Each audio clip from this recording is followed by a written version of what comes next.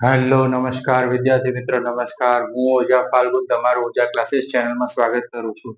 તો વિદ્યાર્થી મિત્રો, આજે આપણે ધોરણ 10માં વિષય વિજ્ઞાનમાં મોસ્ટ આઈએમપી પ્રશ્ન આપવા જઈ રહ્યા છે. તો વિદ્યાર્થી મિત્રો, ચેનલ પર પહેલી વાર ચેનલને સબસ્ક્રાઇબ કરી દેજો, બેલ નોટિફિકેશન હિટ કરી દેજો, જેથી આવનારી વિડીયો તમારા સુધી ઝડપથી મળી શકે. તો વિદ્યાર્થી મિત્રો, હવે આજે આપણે જૈવિક ક્રિયાઓ છે વિજ્ઞાનમાં, તેના મોસ્ટ આઈએમપી આપવા જઈ રહ્યા છે. તો વિદ્યાર્થી મિત્રો, જૈવિક ક્રિયા છે, રાઈટ. આમાંથી તમને 2 માર્ક્સ, 3 માર્ક્સ અને 2 marks section B, section C અને સેક્શન ડી ના આઈએમપી પ્રશ્ન આપવા જઈ રહ્યા છે. તો વિદ્યાર્થી મિત્રો, નામ ખબર છે જૈવિક ક્રિયા. તો જૈવિક ક્રિયા છે એટલે શું, એનો પહેલો પ્રશ્ન છે, જૈવિક ક્રિયા એટલે શું, સમજાવો તમને. મોસ્ટ આઈએમપી પ્રશ્ન છે. બીજો છે, પ્રકાશ સંશ્લેષણની ક્રિયાના 2 ઉદાહરણ આપી સમજાવો. પ્રકાશ સંશ્લેષણની ક્રિયા આપીને તમારે 2 ઉદાહરણ સમજાવવાના રહેશે. ત્રીજો પ્રશ્ન છે, પોષણ એટલે શું, અમીબામાં પોષણની નામ નિર્દેશ વાળી આકૃતિ દોરી સમજાવો. 5 સ્ટાર પ્રશ્ન, રાઈટ. મોસ્ટ આઈએમપી પ્રશ્ન છે વિદ્યાર્થી મિત્રો. ત્રીજો પ્રશ્ન મોસ્ટ આઈએમપી, માનવનું પાચન તંત્ર આકૃતિ દોરી સમજાવો. મોસ્ટ આઈએમપી વિદ્યાર્થી મિત્રો. સેક્શન ડી માટે મોસ્ટ આઈએમપી લખી લો. આ પ્રશ્ન પૂછાવાના પૂરા ચાન્સીસ છે, રાઈટ. સેક્શન ડી લખી જ રાખજો. પાચન તંત્ર મોસ્ટ આઈએમપી, સ્કૂલ અને બોર્ડની એક્ઝામમાં પૂછાશે, રાઈટ. બીજું છે, જ્વારક શ્વસન અને અજારક શ્વસનના તફાવત આપો. આ પણ મોસ્ટ આઈએમપી 2 માર્ક્સ માટે, 2 માર્ક્સમાં પૂછાવાના પૂરા ચાન્સીસ છે, 100%, 100%. જારક અને અજારક શ્વસન.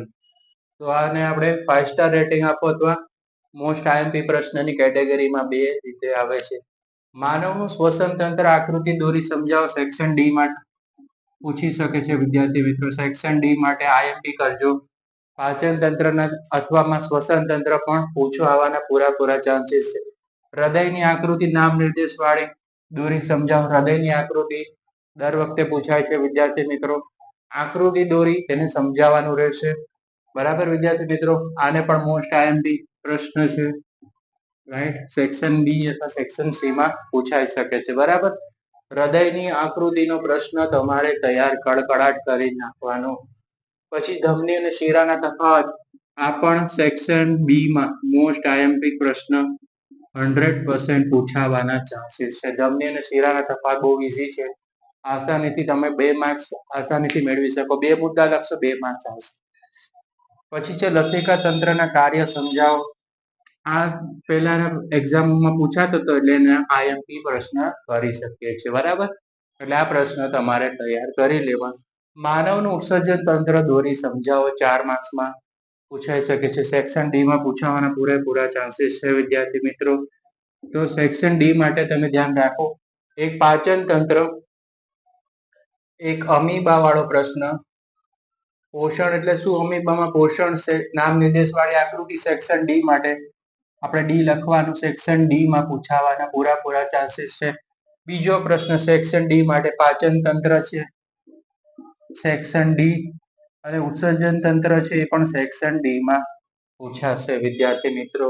તફાવત છે, સેક્શન ડી માં જવાના પૂરા ચાન્સીસ છે, રાઈટ. આમાં આમ તો તમે તૈયાર કરવી હોય તો 1-2 વખત સ્વયંપોષી પોષણ અને વિષમપોષી પોષણ પણ વાંચી નાખજો. એ પણ ટૂંકનોંધ છે, જે આઈએમપી છે, રાઈટ. એ પણ પૂછાતી હતી, તો 1-2 વખત એને પણ એક ક્વેશ્ચનને પણ રિફર કરી લેવાના. સ્વયંપોષી પોષણ ને વિષમપોષી પોષણ છે. આ સેક્શન બી, સેક્શન સી અને સેક્શન ડી નું હતું, રાઈટ. તો એનો સ્ક્રીનશોટ પાડી લો, અને વિડીયો યુઝફુલ લાગે તો વિડીયો તમારા મિત્રોને શેર કરી દેજો. આ પ્રશ્ન કરી લેજો. આમાંથી જ તમને સેક્શન બી, સેક્શન સી અને સેક્શન ડી ના પ્રશ્નો જોવા મળશે, રાઈટ. બરાબર, સ્ક્રીનશોટ પાડી લો.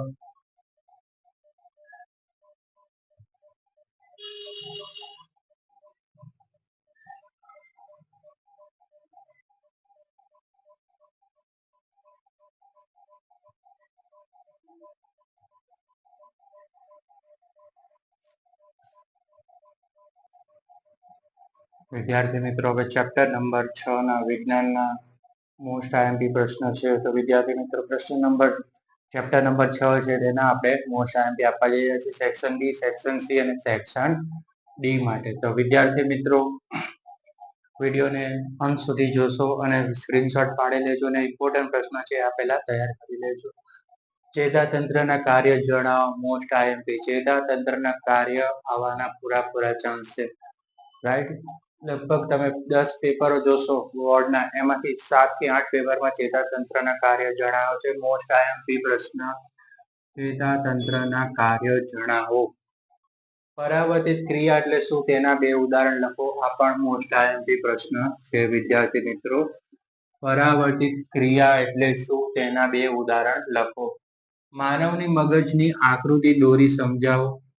આ પણ મોસ્ટ આઈએમપી. હવે મગજમાં પાછું યાદ રાખવાનું કે અગ્ર મગજ છે, મધ્ય મગજ અને પશ્વ મગજ છે. તો એનું પણ શું કરવાનું, એની પણ ટૂંકનોંધ પૂછી શકે છે. અગ્ર મગજની પૂછે, મધ્ય મગજ અને પશ્વ મગજ 3 મગજ છે, તેમાંની કોઈ પણ ટૂંકનોંધ પૂછી શકે છે. એટલે મગજનો આખો પ્રશ્ન છે તમારે તૈયાર કરી લેવાનો, કારણ કે ઘણી વખત પૂછે અગ્ર મગજનું કાર્ય જણાવો, મધ્ય મગજનું કાર્ય 2 માર્ક્સમાં પૂછી લે અને પશ્વ મગજનું પણ પૂછી લે છે વિદ્યાર્થી મિત્રો. પ્રાણીઓમાં અંતસ્ત્રાવ જણાવો. આઈએમપી પ્રશ્ન છે, બરાબર. આ કેવો પ્રશ્ન છે? આઈએમપી છે. પ્રાણીઓમાં અંતસ્ત્રાવ જણાવો. પછી છે મધુપ્રેમ એટલે કે મધુપ્રેમ એટલે કે ડાયાબિટીસના કેટલાક દર્દીઓને સારવાર માટે ઇન્સ્યુલેશન ઇન્જેક્શન આપીને કેમ કરવામાં આવે છે? ફરીથી વિદ્યાર્થી પ્રશ્ન વાંચું છું. ડાયાબિટીસ એટલે મધુપ્રેમ ને ડાયાબિટીસ કહેવાય. મધુપ્રેમ એટલે કે ડાયાબિટીસના કેટલાક દર્દીઓને સારવાર માટે ઇન્સ્યુલેશન ઇન્જેક્શન આપીને કેમ કરવામાં આવે છે? મોસ્ટ આઈએમપી પ્રશ્ન છે. રાઈટ, મોસ્ટ આઈએમપી પ્રશ્ન. વનસ્પતિમાં પ્રકાશવર્તન કેવી રીતે થાય છે? વનસ્પતિ છે તેમાં પ્રકાશવર્તન કેવી રીતે થાય છે? વિદ્યાર્થી મિત્રો આ હતા ચેપ્ટર નંબર 6 ના આઈએમપી. તમે સ્ક્રીનશોટ પાડી લો, વિડીયો તમારા મિત્રો સાથે શેર કરજો, વિડીયોને લાઈક કરજો, કમેન્ટ કરજો અને ચેનલને સબસ્ક્રાઇબ કરી દેજો.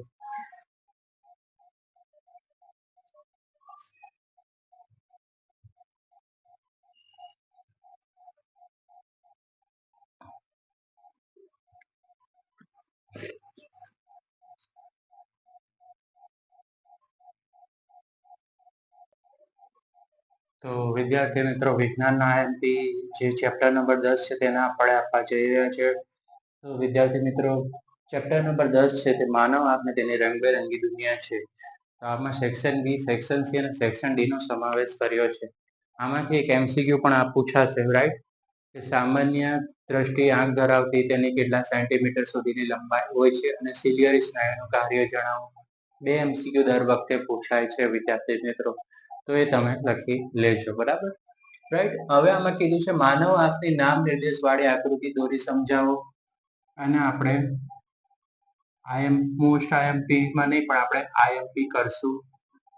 લઘુ દ્રષ્ટિની ખામી એટલે શું તેના નિવારણના ઉપાય જણાવો. લઘુ દ્રષ્ટિની ખામી એટલે શું તેના નિવારણના ઉપાય જણાવો. મોસ્ટ આઈએમપી પ્રશ્ન સેક્શન ડી માટે. Section D, right, section D માં પૂછાય છે. ગુરુ દ્રષ્ટિની ખામી એટલે શું તેના નિવારણના ઉપાય. કા લઘુ દ્રષ્ટિ કા ગુરુ દ્રષ્ટિ, બરાબર. સેક્શન ડી માટે બંને પ્રશ્ન મોસ્ટ આઈએમપી પ્રશ્ન છે કે ગુરુ દ્રષ્ટિની ખામી એટલે શું તેના નિવારણના ઉપાયો જણાવો. રાઈટ, અને ત્રીજું છે બ્રેસ્ટ બાયોપિયા ટૂંકનોંધ લખો. રાઈટ, બ્રેસ્ટ બાયોપિયા ટૂંકનોંધ છે એને આપણે આઈએમપી કહેશું, કારણ કે પૂછી પણ શકે છે, કારણ કે અમુક વખત પૂછાઈ પણ જાય છે. કાચના પ્રિઝમ વાળા શ્વેત પ્રકાશનું વિભાજન લખો. કાચનું પ્રિઝમ આવે છે, જાનીવાલા પીનારા છે, રાઈટ, એમાં શ્વેત પ્રકાશનું વિભાજન કઈ રીતે થાય છે તે તમે લખો. આ સેક્શન સી માં પૂછાવાના પૂરેપૂરા ચાન્સ છે. તારાઓ કેમ ટમટમે છે? મોસ્ટ આઈએમપી પ્રશ્ન. તારાઓ કેમ ટમટમે છે? તારાઓ કેમ ટમટમે છે? સેક્શન સી માટે પૂછાશે, બરાબર. તારાઓ કેમ ટમટમે છે? ઘણી વખત આપણે જોઈએ તો તારાઓ શું છે, એક જગ્યાએથી બીજી જગ્યાએ જતા હોય તેવું લાગી રહ્યા છે, રાઈટ. તો આ પણ પ્રશ્ન ઇમ્પોર્ટન્ટ છે. તારાઓ કેમ ટમટમે છે? ટિન્ડલ અસર જણાવો. રાઈટ, ટિન્ડલ અસર પણ ઇમ્પોર્ટન્ટ છે તમારા સિલેબસમાં. કોઈ અંતરિક્ષ યાત્રીને આકાશ ભૂરાના બદલે કાળું કેમ દેખાય છે? બરાબર. કોઈ અંતરિક્ષ યાત્રીને આકાશ ભૂરાના બદલે કાળું કેમ દેખાય છે તેનું કારણ આપી સમજાવો. રાઈટ. એ વૈજ્ઞાનિક કારણમાં પૂછી શકે છે, 2 માર્ક્સમાં પૂછાવાના ચાન્સીસ છે. વહેલી સવારે કે સૂર્યોદયના સમયે સૂર્ય લાલાશ પડતો કેમ દેખાય છે? વહેલી સવારે કે સૂર્યોદયના સમયે લાલાશ પડતો કેમ દેખાય છે? મોસ્ટ આઈએમપી પ્રશ્ન છે. સેક્શન બી, સેક્શન સી અને સેક્શન ડી ના છે વિદ્યાર્થી મિત્રો. તો વિડીયો પસંદ આવે તો વિડીયોને લાઈક કરી દેજો અને ચેનલને સબસ્ક્રાઇબ કરવાનું ભૂલતા નહીં. બરાબર. ઓકે, સ્ક્રીનશોટ પાડી લો.